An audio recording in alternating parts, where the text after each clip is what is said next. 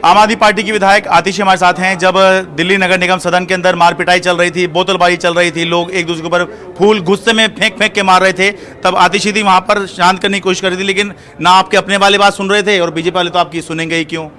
देखिए, बहुत दुख की बात है कि भारतीय जनता पार्टी एमसीडी में जो वो चुनाव हार गए हैं, जो उन्हें जनता का जनादेश स्वीकार करने को तैयारी नहीं है। ये चौथी बैठक है आज, जहां पे वो बार बार लड़ाई झगड़ा, गाली गलौच, मार पिटाई कर रहे हैं। सुप्रीम कोर्ट के आदेश पे आज मेयर डिप्टी मेयर का चुनाव हुआ, पर जैसे ही स्टैंडिंग कमेटी का चुनाव शुरू हुआ, लड़ाई झगड़ा, नारेबाजी, गाली गलौच, हमारी मेयर तक पर हमला कर दिया। हमारी मेयर स्टेज पर बैठी हुई हैं, पोडियम पर बैठी हुई हैं, उनके पार्षद चढ़ गए। वो तो सिविल डिफेंस वॉलंटियर्स ने, मार्शल्स ने हमारी मेयर को बचाया। वो कह रहे हैं कि हम लोग बात करने गए थे ताकि इस मामले का कोई हल निकल जाए। कोई भी पार्षद स्टेज पे नहीं चढ़ सकता है, वो खुद बताएं। हमारे जब एक पार्षद स्टेज पे चढ़ गए थे तो इतना हल्ला किया था इन्होंने। क्यों भारतीय जनता पार्टी जनता के जनादेश को स्वीकार करने को तैयार नहीं है? स्टेज पर तो पहली बार जो मीटिंग हुई थी उसमें आप लोग पार्षद भी चढ़ गए थे मीटिंग में, जब देखिए, हम तो पूरी कोशिश कर रहे थे। आज आपने देखा, हम तो सबको शांत करवा रहे थे। हाँ। पर जब वो हमारी मेयर के साथ गाली गलौज कर रहे हैं, हमारे पार्टी के विधायक, हमारे पार्टी के सीनियर नेता दुर्गेश पाठक के साथ एकदम से गाली गलौज, धक्कम धुक्की करना शुरू कर देते हैं, तो क्यों वो लड़ाई झगड़ा कर रहे हैं? क्यों गुंडागर्दी? आप चुनाव हार गए हो, दिल्ली की जनता ने आम आदमी पार्टी को चुन के भेजा है। आप हमारी सरकार बनने दीजिए, हम काम नहीं करेंगे तो 5 साल के बाद दिल्ली की जनता हमें निकाल के बाहर कर देगी। सदन में ये गुंडागर्दी करने की क्या जरूरत है? लेकिन मैं बीजेपी से सवाल पूछूंगा, लेकिन बोतलबाजी मारपीट आपकी तरफ से भी हो ही रही थी, इसको तो नहीं मना कर। देखिए, समस्या क्या है, आप पिछले 2 घंटे से देख रहे हैं कि भारतीय जनता पार्टी हाउस को चलने ही नहीं दे रही। ज्यादा ही हो गया होगा वैसे तो एक पॉइंट के बाद जब आप गाली गलौज करते हैं, जब आप धक्कम धुक्की करते हैं, तो दूसरी साइड के पार्षदों ने रिएक्ट कर दिया। लेकिन आपने देखा, हमारे पार्टी के जो सारे विधायक मौजूद थे, सारे विधायक खुद झगड़े के बीच में घुसे और उन्होंने सबको शांत कराया। बीजेपी के पार्षदों को भी शांत कराया, अपने पार्षदों को भी शांत कराया। कौन आया भारतीय जनता पार्टी से लोगों को शांत कराने के लिए?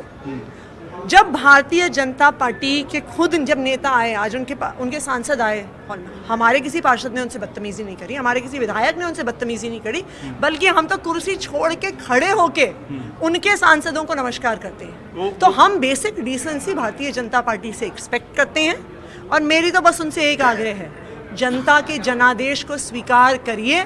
आप चुनाव हार गए हो, आम आदमी पार्टी की सरकार बनने दो।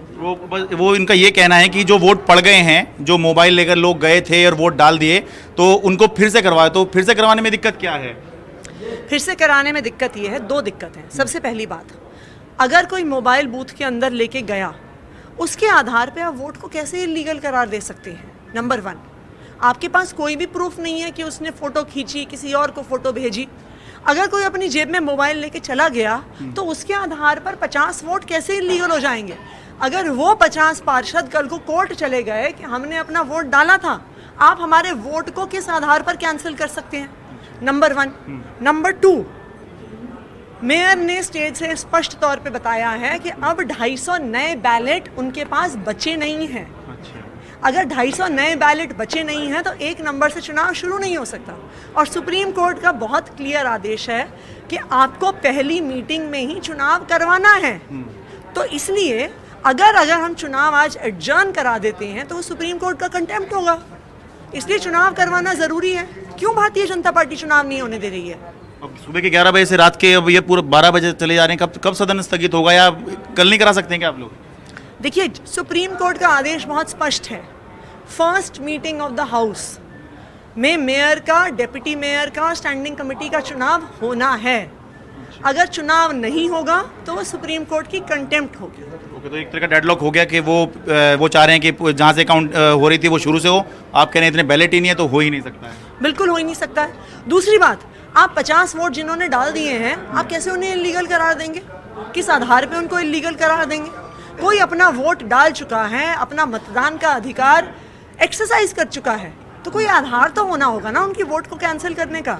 ठीक है, बहुत बहुत धन्यवाद। चलिए सचिन जी, एमसीडी हेडक्वार्टर से अपने कैमरा सहयोगी जेवियर थॉमस के साथ मैं शरद शर्मा, एनडीटीवी इंडिया।